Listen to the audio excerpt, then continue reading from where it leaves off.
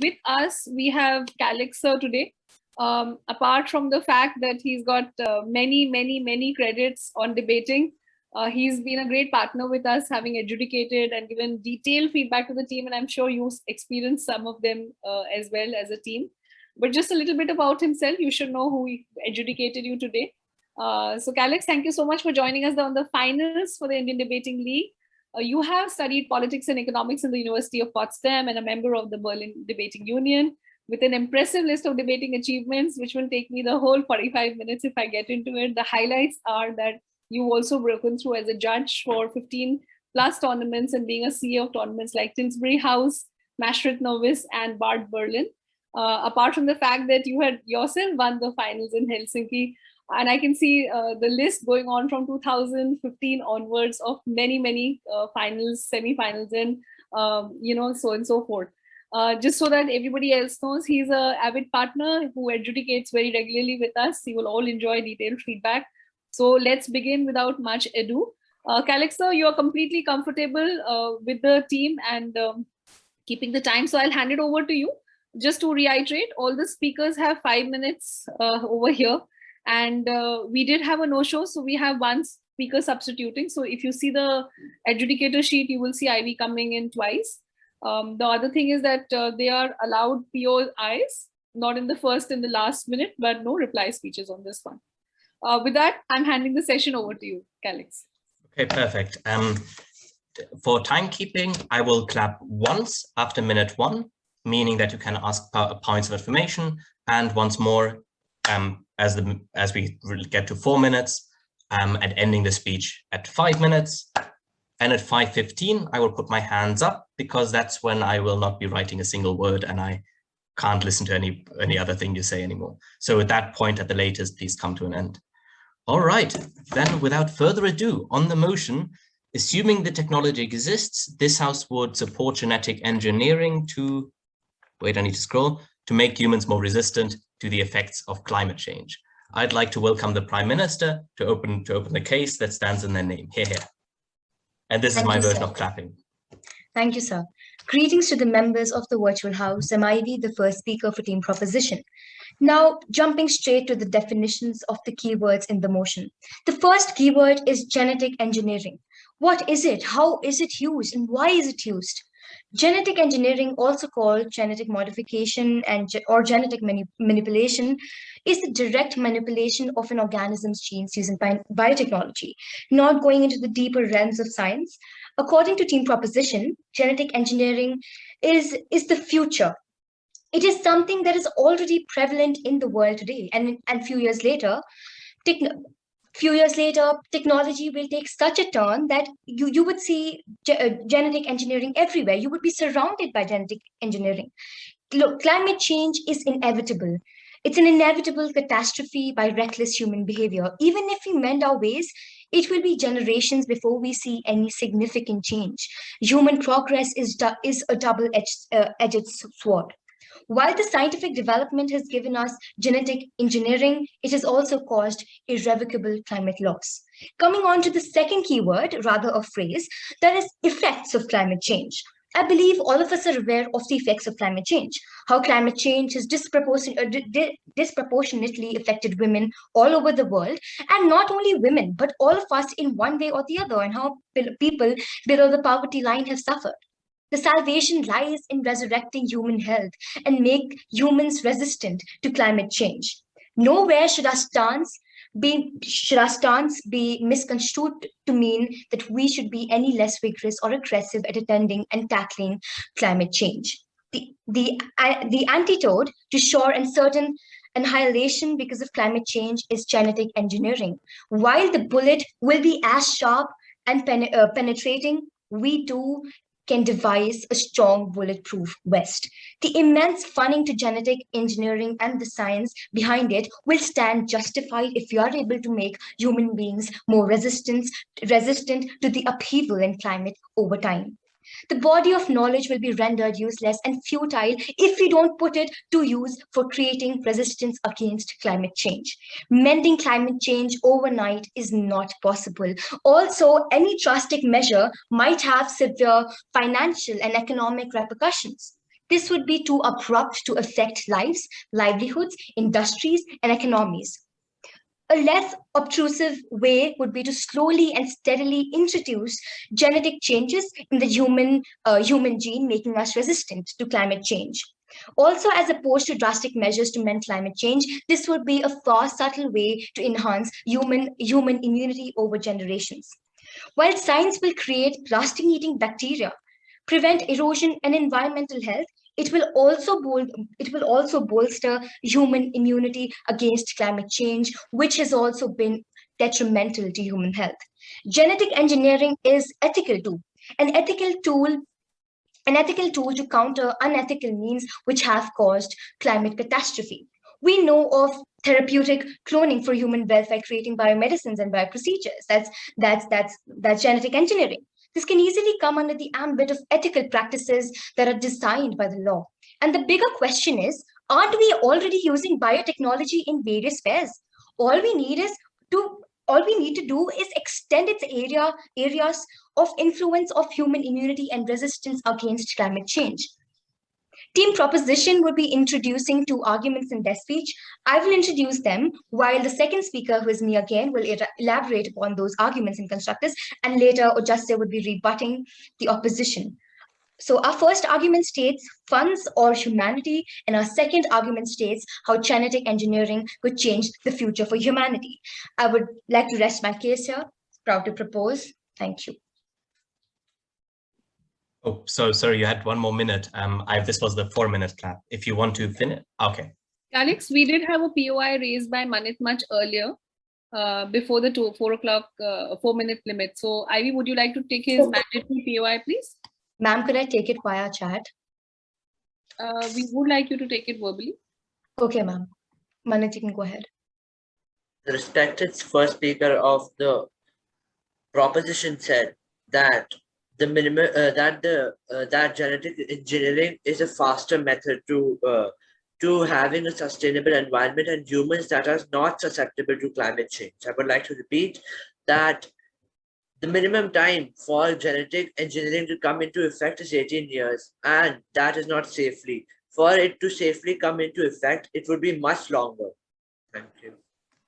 Okay, so Manit, I never stated that genetic engineering is fast or something, whatever you stated. In fact, instead I stated that we need to move on to genetic engineering slowly and steadily. Yeah. All right, thank you very much. Now I'd like to welcome the Leader of Opposition. Anjali, you've got something else you want to make? Please carry on. All right, then I'd like to welcome the Leader of Opposition to open the case for side opposition. Here.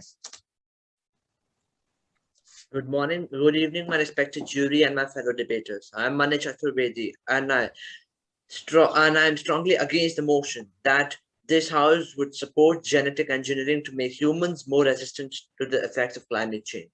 First of all, what is human genetic engineering? Human genetic engineering is basically manipulating or changing the DNA to alter the organisms in a particular way.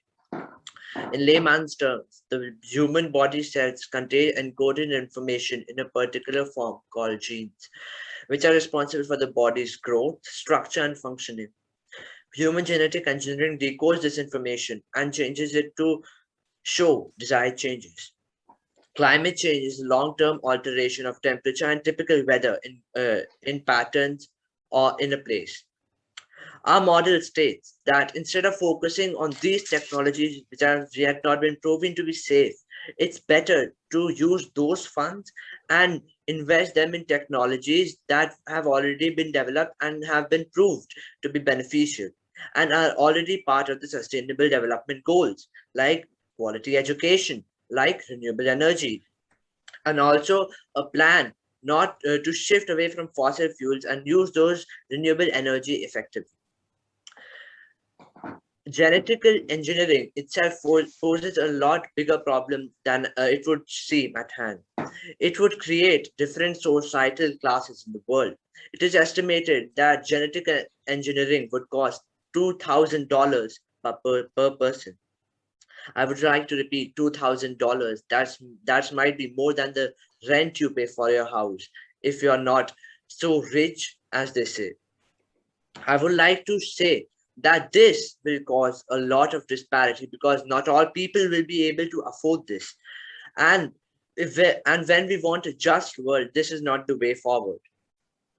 It would reduce the level of genetic diversity in the world because essentially we're changing the genetics of a person and his natural ability to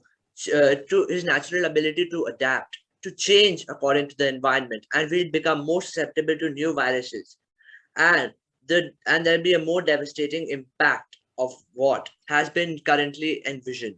Genetic engineering's ability to expand life has a major drawback, is that it can cause overpopulation. The earth is already showing strains of supporting too many people at once, and preventing natural death can increase and have serious implications. One of the biggest problems when it comes to genetic engineering is, as opposed by my proposition speaker one, is that it is not ethical. Most religions believe that it is not ethical, that people's genes should be tampered with. Many people, particularly religious sects, have large issue with the manipulation of DNA of humans, or even for the fact animals. They feel though there are certain bounds and they should not be crossed, and genetic engineering is thought to be crossing them. A lot of scientists believe that introduction of these genes that modify genetically can have effects that are permanent. If something goes wrong, more people over the next generations will be affected due to one minor mistake. And also, this undermines global agreements. Our shared humanity is the starting point, and for every struggle of equality. Gene and germline gene editing is prohibited by international human rights treaties and more than 40 countries in themselves in laws. The respected first speaker said that that genetic engineering is ethical. I would like to repeat, it is not, as I mentioned before. Now I would like to be open for POI.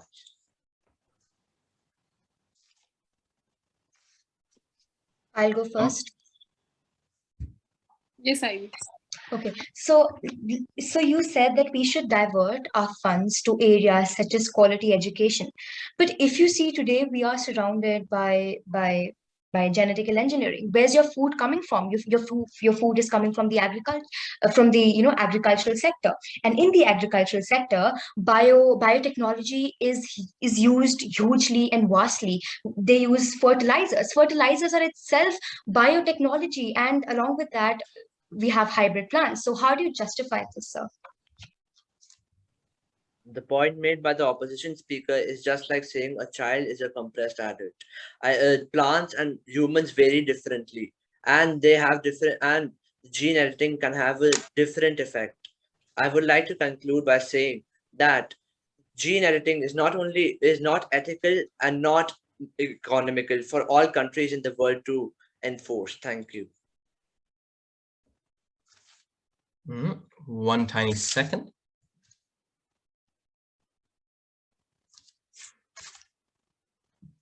All right, I would like to now welcome the second speaker for side government. Here. Oh, one short note. As I clap for the 4th minute, that's the point where you can't take POIs usually anymore. I made the small exemption here because if you're the speaker and it is your speaking time ultimately, all right. But please keep in mind, try to take your POI before minute 4 and after minute 1, of course. Correct. And Calix, they are raising virtual hands to indicate POIs. Yes, yeah. Oh, I understood that, but it's always up to the way I'm used to it. The student takes them whenever or doesn't. But yeah. Got it. All right. So now I'd like to welcome the second speaker for government to the front here. Thank you, sir. If you see, genetic engineering and biotechnology is widespread. It's spread all over the world. And all over the world, it is a very important aspect. So like I mentioned in the PY before, let's just not limit ourselves to humans. Like, I know the motion is limited to humans, but I'm not limiting myself to humans.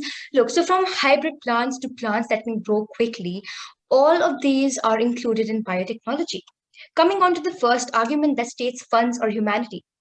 I'm sure the opposition would sometime or the other talk about funds, and I believe they have already talked about funds, and they think how money will be wasted on genetic engineering. Now, I would like to clarify a few things to you here. What is more important to you, funds or humanity? I'm sure you would go with humanity. So if humanity exists, only then would you be able to talk about funds. Also, there have been many genetic engineering practices, for example, creating a glowing cat. So what I'm saying is, rather than creating a glowing cat, we could invest more. We can invest more funds on useful things. And no, I'm not contradicting my statement, because creating a glowing cat is something that isn't really useful for us. So climate change is a counterproductive aspect. One way we are destroying our climate, and on the other hand, we're looking for ways to mend it. One way or the other, we are spending money on both the sides, and thus it is important to invest on genetic engineering for a secure future.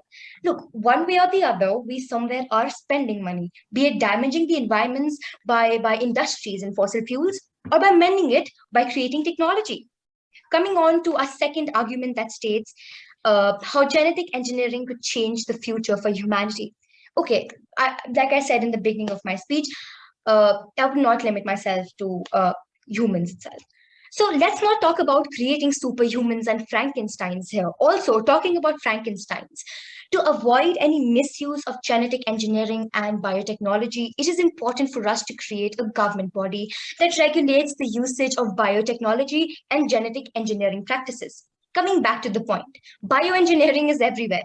Genetic engineering could be applied to humans to give them natural immunity to certain diseases, cure disabilities and diseases, and to enhance physical capabilities. And that includes human resistance too, to climate change too. While science develops microbes that consume plastics and reduce erosion and improve environmental health, it will also strengthen human immunity to climate change, which has always been harmful to human health. So we are aware of the therapeutic cloning for the creation of biomedicines and bioprocesses for human well-beings that I said before.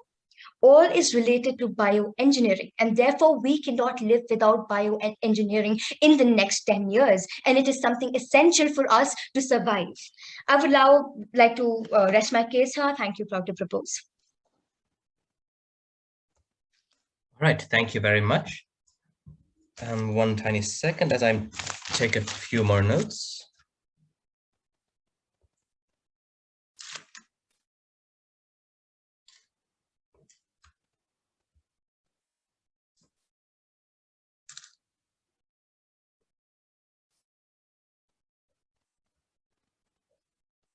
All right, now I'd like to welcome the second speaker for side opposition to the front. Here. Should I start now, sir? Yes. With the advent of genetic engineering, the time required for the evolution of species will literally collapse. Good evening, respected adjudicator. I am the second speaker from the opposition. Modifying our bodies to resist climate change could seriously hamper with our ability to adapt to our surroundings, thereby crippling us and making us more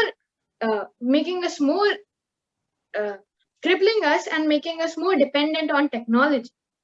Also, when we transfer selected gene into other species, it can prove to be more harmful than beneficial, as what benefits one species cannot always benefit the other species. Also, leading scientists have said that once the genes are modified and replicated, it is hard to get rid of them, as they can't be removed or reversed. Also, the households that could afford to take the advantage of the service would perform gene editing on their family members. And in no time, this would cause a divide between those with money and those without it. Is that what the opposition wants? A divide in the society? Once this goal is attained, people would want to select specific traits to resist climate change, and this again would cause disparity between those with these specific traits and between those without it. Also, genetic engineering, like my teammate said causes $2,000 per person. It's just not worth it. Also, altering the genomes of our offsprings before their birth means irreversibly changing their DNA for their whole life. Also, errors could lead to development of diseases at hand of which the human race would suffer for years to come. And do we want that to happen to our upcoming generations? I don't think so. Genetic diversity will come to an end as all of us would want to replace the defective gene in our body with a functional one. And in the end, since the whole population would have the same gene, we could become susceptible to a virus, and there would be a possibility that the human race could come to an extinction. Climate is changing rapidly due to the increase in temperature by 0.85 degrees Celsius every decade. Then how can we be so sure that genetically engineered humans can resist the second wave of climate change? We can, one of the reasons why there is a ban on human cloning activities is because that animals like us humans that come from this technological era suffer from a variety of severe health problems. The birth rate after genetic engineering can be less than 1 in 100 species for some embryos. Changes in first attempt will not surely be successful. And we are humans. We are not guinea pigs that we will be in a great population and we could be tried upon every time we want. Genetically engineered humans are disposable entity. Also, genetically engineered humans will have an increased life expectancy and thereby put a strain on the economy, as there will be a scarcity of resources, which means for one job there will be 1,000 plus applicants, and this will lead to economic disparity. Also, it will lead to a lack of agricultural space as the population would be very big. Humanity won't exist when humans are at the end of are going to become extinct. Also, our future won't be secured as climate change, just like I told, will change, the pattern will change.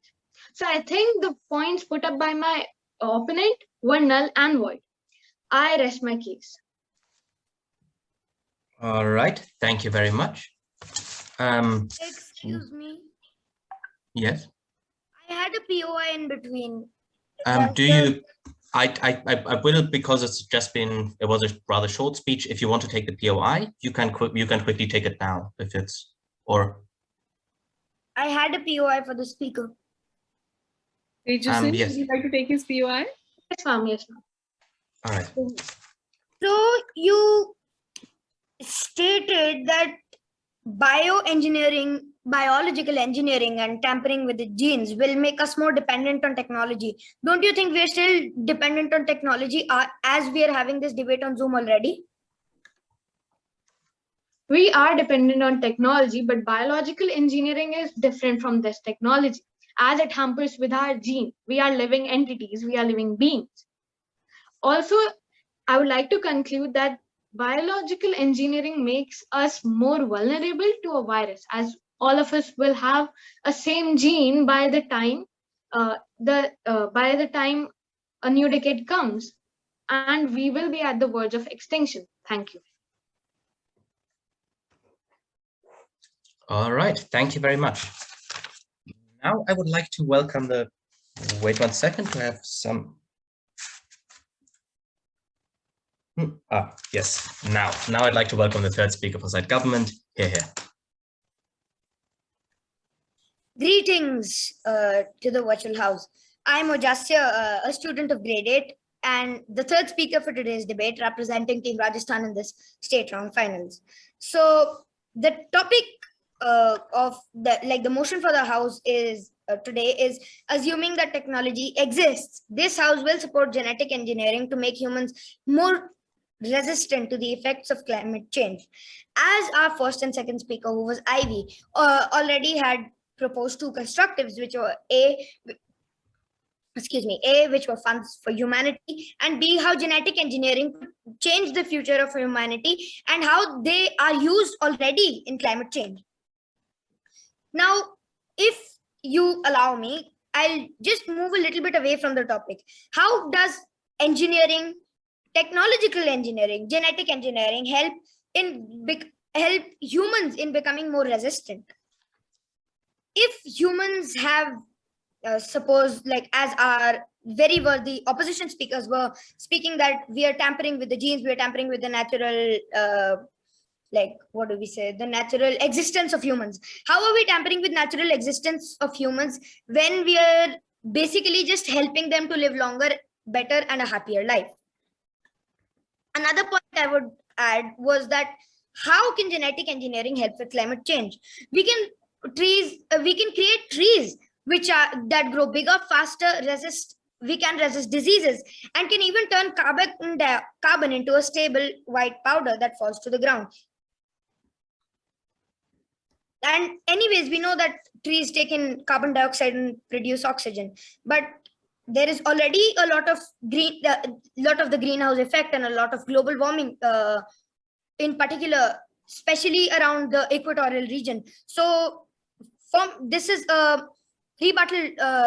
This one point is a rebuttal to my very worthy opposition, that their speaker had stated that again, as I had asked in my POI, that it was like basically just getting humans dependent on technology. I had also asked them that aren't we still dependent on technology? And that seems to be a valid point, because this debate is being held on Zoom and several other like platforms are in the business. So if there is nothing wrong with genetical engineering to make humans more resistant, and humans getting more energy, and humans getting a lot of other modifications in their DNA, just to, as I stated earlier, live a happier, healthier, and longer life. Now let's get back to what I was stating about climate change. So climate change is basically something which the world over is facing right now, and it is not in our hands to control it. Manit, if I'm not wrong, Manit Chaturvedi from the opposition, he stated that we should put the fossil fuels to right use. Why can't we use the fossil fuels to power the genetic labs, which will, like the biological labs, which will help in modification of the DNA to basically help humans combat climate change? Yes, Manit has a POI.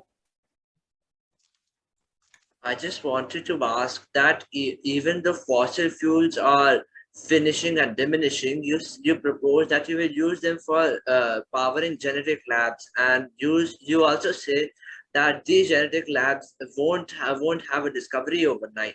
So you will use those diminishing resources which are important to humans to develop a technology that is not sure to bear results. Excuse me, worthy speaker of opposition. You said that you talked about diverting funds. You did not state anything about saving fossil fuels. You talked about diverting funds. By making them resistant, aren't we doing better for ourselves and the mankind? Those who are poor, can't they be given free genetic modification treatment?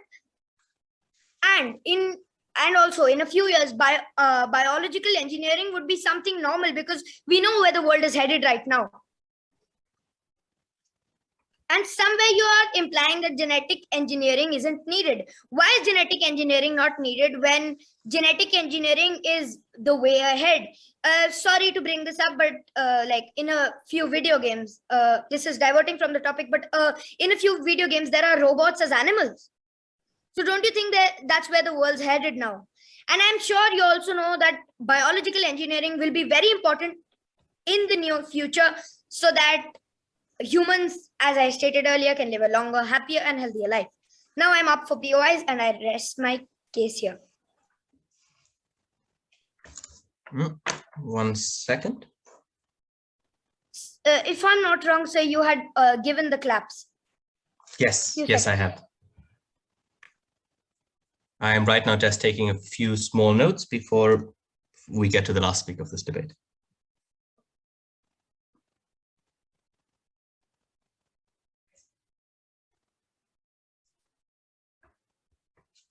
All right, now I'd like to welcome the last speaker for side opposition to close side opposition and this entire debate. Here. May I begin? Yes, ready when you are. Very good evening to the House at large. Today's motion states, assuming the technology exists, this House will support genetic engineering to make humans more resistant to the effect of climate change. Being inside opposition, I strongly stand against this motion.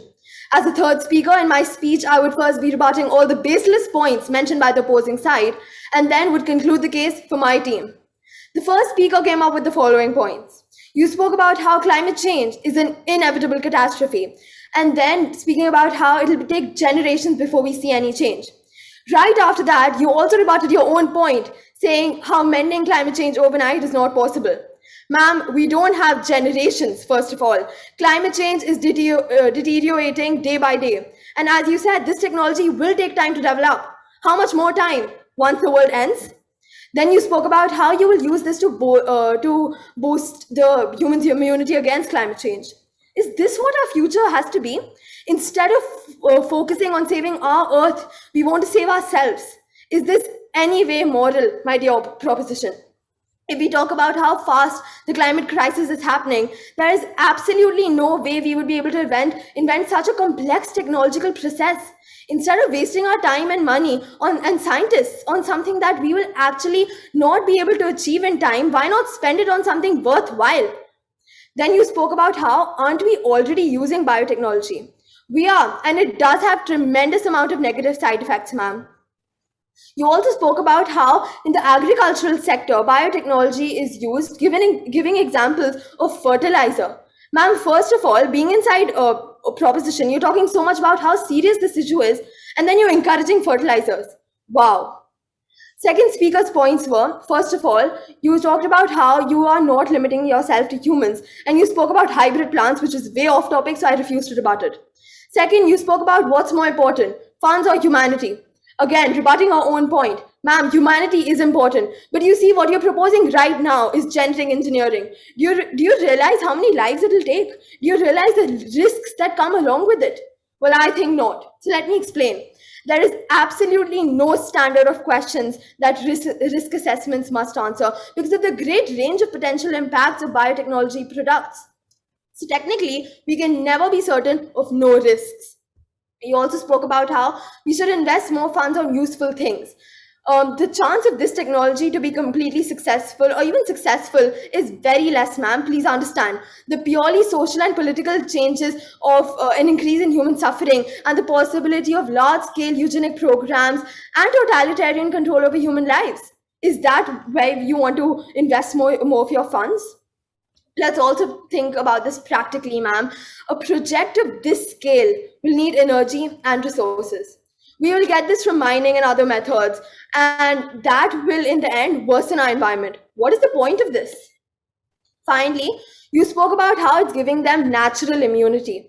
This is a false fact, ma'am. Firstly, using the term natural here is absolutely illogical. Genetic engineering is not natural in any way. Finally, the third speaker spoke about how these are used already for climate change. They're not used on humans, sir. There's a huge difference there. You also spoke about how we're helping them to just live longer. You see, the problem with this, sir, is that you're encouraging overpopulation. The scarcity, the amount of scarcity in the world today is huge. You want demands to increase so that there's more scarcity. We can create trees, you said. Again, yours and the first speaker and second speaker completely spoke about human genes. And now you're going away from the motion and speaking about trees. So I believe there was a lot of misconception in the model here. Finally, you spoke about free genetic modification treatments for the poor. So you're ruining people's life for free now. How are you going to earn profit? How will the country's economy boost? Now that all their points have been proven as null and void, I would like to conclude the case for my team. Ladies and gentlemen, the disadvantages can be downright terrifying. That is why, if we ever get to the point where genetic alterations to humans are possible, using it to make people more resistant about climate change doesn't make sense. With this, I rest my case and I'm ready to take POIs. All right, thank you very much. Yes, Oh, yeah, I have a POIs. POI. Yes, please.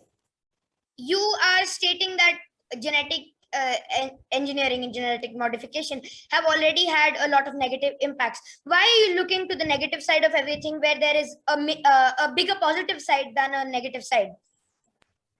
Well, so you see, the negative sides, they include deaths. So where will your positive side come in when people are dying? Thank you. All right, perfect. So in a reasonably tight debate, ultimately team opposition won from Uttar Pradesh with 57 points to 54 points. Congratulations. Perfect. So Okay. quick round of applause for them, please.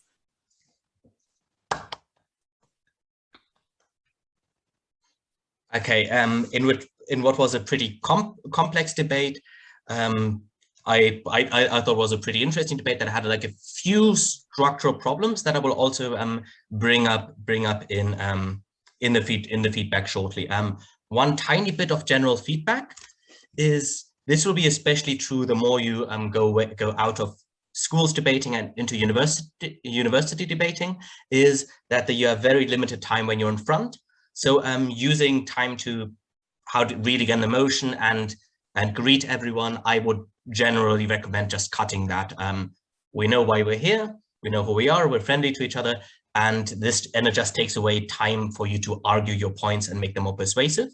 If you struggle with finding something to say right at the beginning, what I would recommend is having a few good punchy lines to open your speech with and just going through them in your head before you get up to the stage, because opening with a bang that directly shows where your speech is going to go is going to help you significantly more than greeting everyone and announcing the team line, for instance. So that like one little bit of recommendation: start with a bang. Your speaking time is limited, and the longer you'll be debating, the more that will be true. All right. Now let's get into the debate.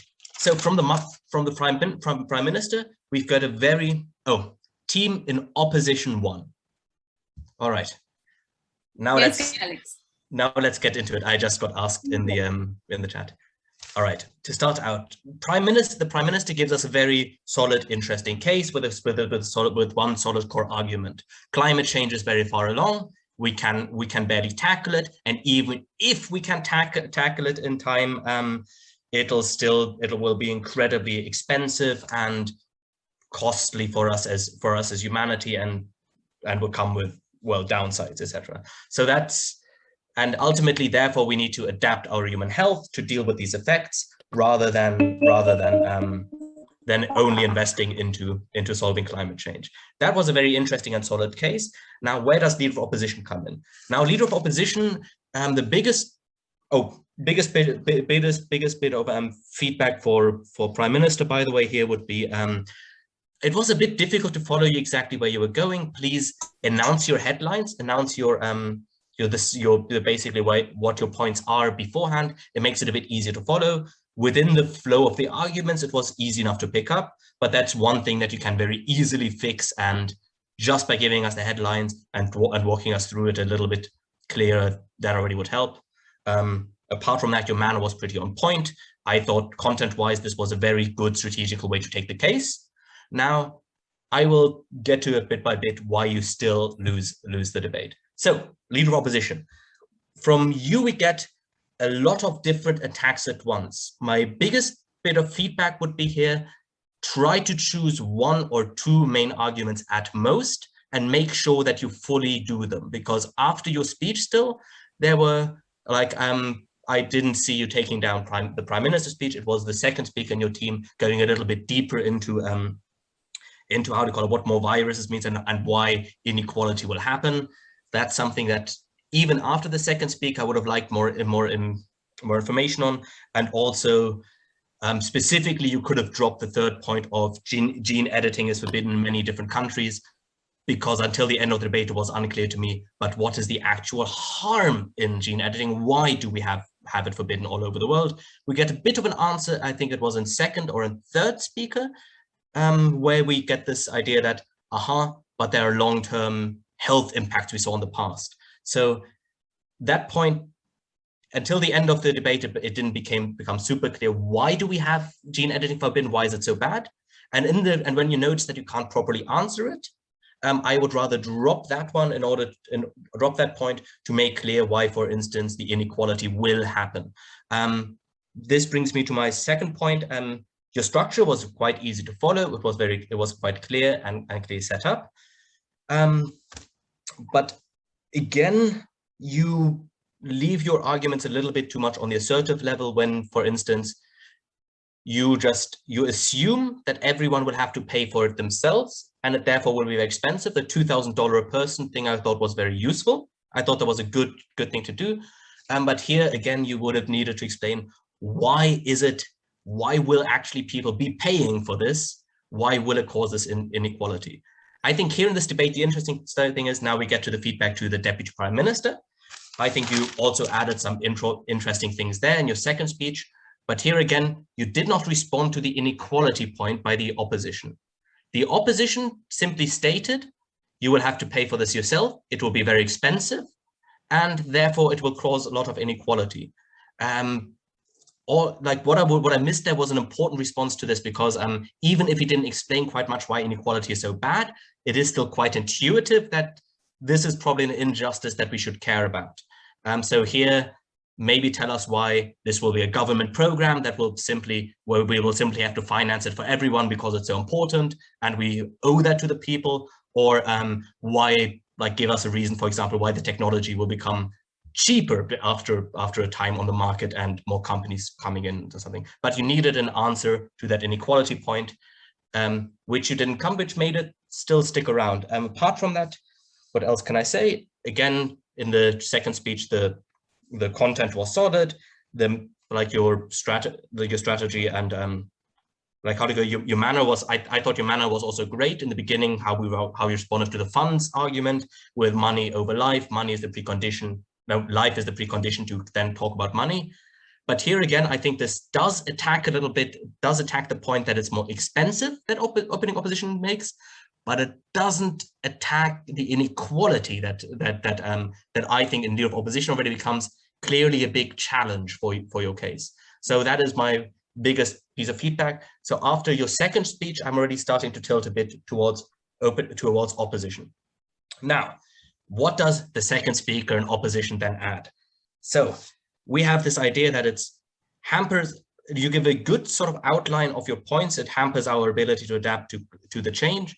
The big problem is with that headline, you don't really make that argument in your case, or at least I didn't hear it that way. So you have a little bit of a headline argument mismatch, which I would watch out for a bit. Like, come back to the headlines after you've made your argument to see if they still fit. Because sometimes when you make your arguments, they kind of develop away from the headline that we have in our minds. So just try to revisit that. I think that will help a lot in future.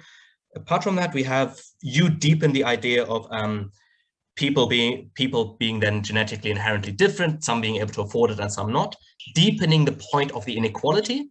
You don't really show us why it's more likely, which is okay in this debate because government doesn't respond to it. That's one important thing here. But what you do is you flesh out why it will be so bad, why inequality is such a harsh thing. And specifically, I think you give a good idea that because genes are irreversible, you therefore have an inequality that you cannot offset, basically. So I thought that was a very good point. One interesting point that opposition, I would have loved it if you made it the way it was, I couldn't properly credit it, was this idea that we're more susceptible to viruses because of the gene editing. I think you come reasonably close, but you don't explain why exactly a lack of genetic diversity will lead to more susceptibility to viruses. I think that's a difficult point to properly explain, in which case, if you can't properly figure out how to make people care about it and how to bring it through, focus on the point that you definitely have on your side and that you can properly make. That would be spending perhaps more time on just establishing that this inequality will happen. Why? Like, give us a few points about why governments aren't always great at redistributing, or why the pressure of certain companies will be exactly like, give me reasons why inequality will necessarily pop up. I think you already do a good job of fleshing out why that would be bad for us. As for the virus point, again, please explain it. And one big problem with it is also that it clashes a bit, like you have a contradiction in your speech because you have the virus point, but you also impact inequality. What do I mean by this? Because at one point you say inequality is particularly bad because many people will have longer lifespans, which also leads to overpopulation. That was in opposition too, although I didn't quite understand fully where you're going with this. But basically you argue that lifespans will be longer, while at the same time, we are way more likely to die of viruses or get really bad viruses. I think you can maybe nuancedly make both, but here I think it would have been helpful if you focused on one. Yes, Anjali, am I running out of time? Yes, okay, I'll be quick. So biggest piece of takeaway feedback, focus on 1 or 2 points that you can really hit home, and points where you feel like they might be interesting, but you don't fully have them, cut them in order to benefit the core points where you're active. It helped you specifically to deepen the idea of inequality. Now, going to the last speakers. Okay, so first of all, the government whip has some internet issues, so he won't be joining. Oh, okay. This will be recorded, so we can always watch the feedback after. Yeah, excuse me, I'm here. Anjali ma'am, Calix, I'm here. Yeah. Okay, perfect. Calix, please carry. Welcome back. So first of all, so member of government, like was a little bit difficult to follow where you were going with this. Like manner-wise, I thought it was relatively powerful in terms of how freely and comfortably you engaged with every part of the debate. But ultimately, it was mostly rebuttal, and I think you didn't focus on the most important points where you really needed to strengthen your case.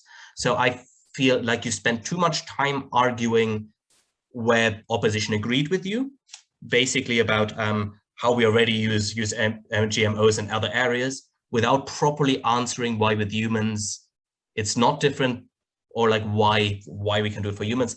But like most importantly, you only had one line of response to the biggest thing that came out of the opposition, and that was the idea of the inequality. And you did that with a glib, nicely sounding one line of, we will just give poor people this for free, which doesn't answer the structural issue of you will still have this being incredibly expensive, and maybe some non-poor people will also be affected by not being able to pay $2,000 or not wanting to change their lives ultimately. So again, as a third speaker, it's incredibly important that you try to find what the most important attacks are on the other side, and what your most important points are that have been attacked. So try to be more strategic. The way you did it was, I think you tried to first of all respond to too many things at once from the other side too shortly, and secondly, I thought your stories and your storytelling was brilliant, was great, but it didn't really help your team. Now, opposition whip. Somewhat similar things. You started announcing a structure, like you would have 2 or 3 points, but after you announced rebuttal, you did 5 minutes of pure rebuttal. Some of it was effective, some of it you just didn't have to do. Very similar feedback to the government whip. Prioritize well. Find out where you need to really push your arguments through. And for instance, also like when you hear the virus point never being fully explained in both speeches, you could have maybe sneakily try to deepen it a little bit and sell it as something that already has been argued. That might have worked, although that's a bit risky. In general, try to find where's your team the strongest, really make that clear and weigh it off against the other side. It's a risky tactic to just try to respond to everything they said, although manner-wise, I thought you were incredibly powerful in the way you responded to the other side, and you also did take a few things apart very well. But here again, when you try to rebuttal too many points, you also sometimes you often step short of really taking apart the point. So at several parts, I had the feeling like you in a very good way asked like a strong rhetorical question. Is this really what this is about? But then don't answer your own rhetorical question. One takeaway from this is when you ask your questions in debates, in your speeches, always answer them for us too, because you don't want the people making up their own minds. You want to show exactly why your team argued the right one. All right. Thank you all for an interesting debate. Yes, and thank you so much, Calix. I'm sure the teams completely appreciate the detailed feedback that you've given and that you're known for. So teams, congratulations once again to both of you, and special congratulations to Team Uttar Pradesh. A quick, clap of hands. I'd like to sort of see everyone on the call. That will be lovely. If you can just switch on your videos. The other bit is, so Calix, between the semi-finals and the finals, we've obviously gone ahead and tabulated the scores to be able to decide who the best speaker is. But I'm very keen to see the students sort of participating. Okay, their cameras are on, so I'm going to give it away. We are giving away the Best Speaker Award for grade categories 7 to 9 in the finals of Indian Debating League to Ivy Khati from Team Rajasthan. So congratulations on that, Ivy. Good job done. And So much, yes, to all of you, please keep debating. It was a lovely session, a very passionate discussion that we had. And thank you, Calix, so much for your time. My pleasure. Lovely. It's been an absolute joy listening to your speeches. I don't need to tell you that in order to reach this point, you already had to be very good and had to put in a lot of work and effort. And I don't know where you started, but to me, it looks like it absolutely paid off. This was congratulations on great speeches all around. Thank you so much, Calix. Thank you so much. I appreciate it. And with that, Calix, we will move on to the next round as well. Let me stop recording and